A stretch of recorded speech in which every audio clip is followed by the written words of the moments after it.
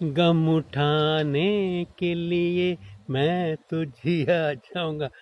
गाना सुन के बड़ी हंसी आई कि भाई यहाँ तुम गम उठाने के लिए आए हो या आनंदित होने के लिए आए हो। फर्क थोड़ा सा ही है। आदमी बोझ लेके चल रहा है, बोझ बढ़ाता जाता है बढ़ाता जाता है, और सब कहता है बड़ा मजा आ रहा है, बड़ा मजा आ रहा है। और एक जगह मैं पढ़ रहा था, बड़ा अच्छा लिखा था कि आदमी सुखी होना ही नहीं चाहता, होना चाहे तो क्या कठिनाई है। लेकिन ऐसे ऐसे हमने सामान पैदा किए हैं। मुझे याद है, एक ट्रेन में एक आदमी चढ़ा, एक बक्सा था, वो उसने सर पे ही रखा हुआ था। लोगों ने देखा, थोड़े हंसे भी। लोगों ने पूछा, भाई मैं बोझा नीचे रख दे, ट्रेन तो चल ही रही है। वो कहता नहीं, मैं अपना बोझ जो है ना किसी कंध में नहीं डालना चाहता। ऐसे ऐसे लोग हैं, गम उठाने के लिए मैं तो जिए जाऊंगा। ये जीवन किस लिए मिला है? आनंदित होने के लिए या गम उठाने के लिए?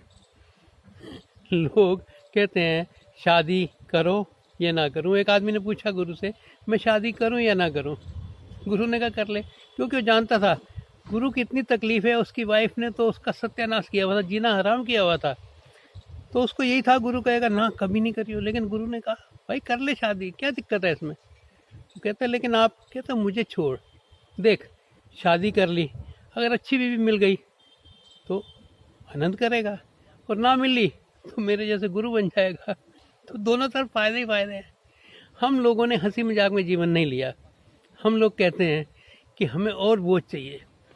जिसको पूछो माथे में हाथ मारता है, मेरा जीवन नरक है, मेरा जीवन कटी पतंग है। ये पतंग बनी थी ऊंचाइयां छूने के लिए। तुमने इसको, पतंग कटने के बाद क्या होता है? कबाड़ में जाती है, कूड़ा घर में जाती है। सारी पतंगें आहिस्ता कूड़े घर में जाती हैं। जब तक पतंग उड़ रही है उड़ाओ, खूब ऊंचा उड़ो। गम उठाने के लिए नहीं बनी ये चीज़ कि गम उठाने के लिए मैं तो जिए जाऊंगा।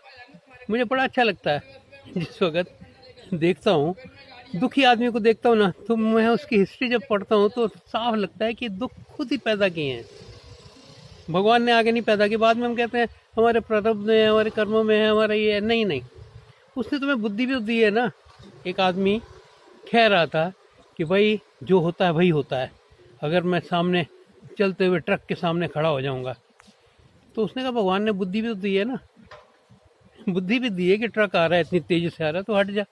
लेकिन तू कहेगा नहीं मैं देखूंगा, जो लिखा वही होगा।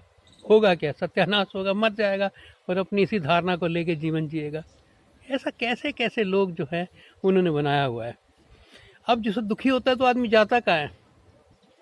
मरीज कहाँ जाएगा? हॉस्पिटल में जाएगा ना। जिसको प्रॉब्लम है, शुगर है, डायबिटीज़ है, कुछ और प्रॉब्लम है, हॉस्पिटल में जाएगा। हम लोगों को जो प्रॉब्लम्स है ना ये मानसिक, तो हम कहाँ चलते हैं? मंदिरों में जाते हैं।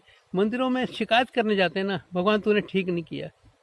मुझे बड़ा अच्छा याद आ रहा है, एक ने लिखा था, क्या कभी कोई ऐसा आदमी देखा आपने मंदिर में गया हो जो भगवान का शुक्र कर रहा हो?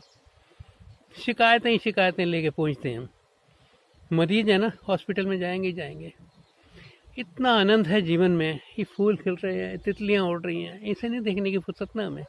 मिट्टी की खुशबू आती थी बचपन में, अब जो है कोई खुशबू नहीं आती, क्योंकि आदमी इतना टेंशन में है, इतना टेंशन में हम लोग। उसके बाद डॉक्टर, आजकल वो डॉक्टर जो है बड़े कमा रहे हैं, जिनके पास एंग्जाइटी है, ये है, वो है, टेंशन है, दवाइयाँ देते हैं, नींद की दवाइयाँ, रिलैक्स करो थोड़ा, ये करो वो करो। जीते जी इतनी तकलीफ़ें सहना, ये क्या ज़िंदगी है? हंसो और हंसाओ।